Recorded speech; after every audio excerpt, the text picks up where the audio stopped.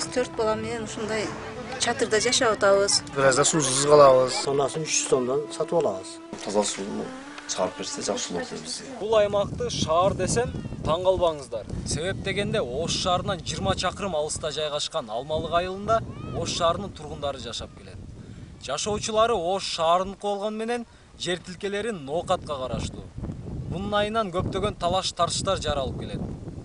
Мындай талаш тартыш маселе Советтер Союзунан бери чечилбей келген. Айыл тургундарынын чечилбей келген көйгөйлөрү аз келгенсип, 13 сентябрь күнү жүргөн көчкүнүн кесепетинен 10 кожолук суук чатырларда жаш балдары менен түнөгөнгө аргасыз болууда. Бул аймактын эли кагаз түрүндө Ош шаардык болуп саналганы менен жер тилкелери Ноокат районуна караштуу.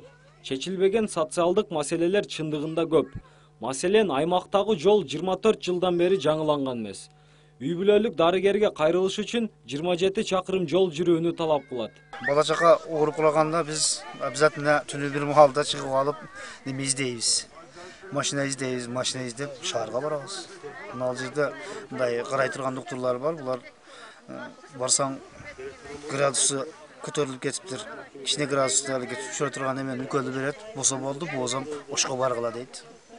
Бизге врач караган врач болсо болот эле, жакшы болот. Жарым саат ашта жолго чыгат. Мына жерден 3 километр ашыгы мен оны Ош Ноокат жолуна. Ол жерден машина тососун, алса алат, албаса албайт. О жерде отурушат анан зарыл иш барлар. Ошентип ошол жерден Ош Ноокат машинасына папити келген машиналар чыгып шаарга барасың. Эң эле чоң көйгөйлөрдүн бири бул таза суу маселеси. Айыл тургундары таза сууну атайын буйрутма менен сатып алышат. Келген сууну суу кампаларга же болбосо атайын колго жасалган суу сактагыч жайларга сакташат.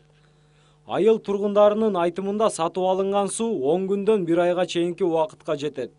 Таза суу маселеси Советтер Союзунан бери чечилбей келүүдө. 41 жылдан бeri şu yerdeyiz da. 41'ge çıktık. Su meselesi kıyın. Su olsa bizge жақсы болады да. Su действительно kıyın da. Шаарга карай, шаарга барып, же Ноокатка барып, каяка жолуң келсе ошол жактан эптеп, болбосо тоннасын 300 сомдон сатып алабыз.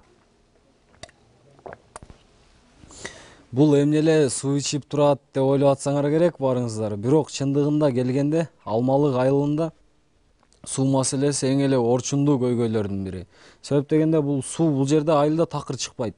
Аргасынан Ош шаарынан барып туруп 1-2 саат убакыт кетет сууду алып келгени. Сууду алып келип, ошон суу сактагычтарды ар бир үйдө бар. Темирден жасаганы бар, мындай цемент бетондон жасагандары бар.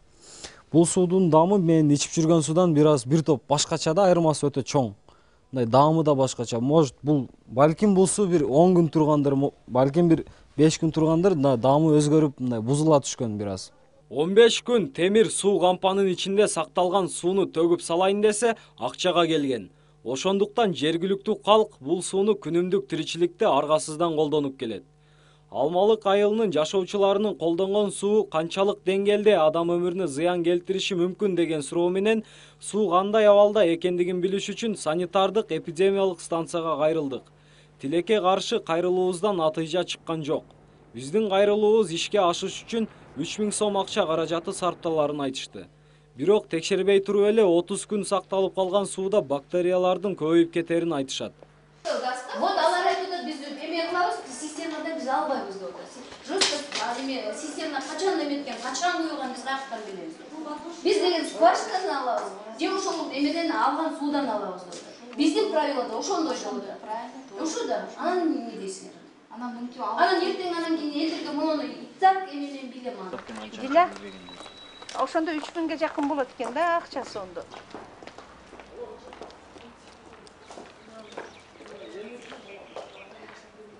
Азыр главврачка чыгайынчы. Главврачка кирип айтпайсыңар, ондо бизге. Главврач кайсы жерде? Нақыдап. 3000ге жакын акча болот экен. Биз как частный лицо кайрыла алдык. Биз телевидение болгон үчүн может какой-то уступка кылдык. Жок, мындай нерселер өзү чын ойлоп платный основа деген нерсе. Ооба, платный основа. Ушундай толгон токой көйгөйлөр менен жашап келген Алмалык айылы бүгүн оор күндөргө туш болуп отурат. Жер көчкүнүн айынан бул айылда 10 үй бүлө чатырларда жашоодо. Ошондуктан аларды алдыдагы кышта жылуу үйгө жайгаштыруу зарылчылыгы чоң. Арген Камалдинов, Нурсултан Кадыркулуулу, Башат.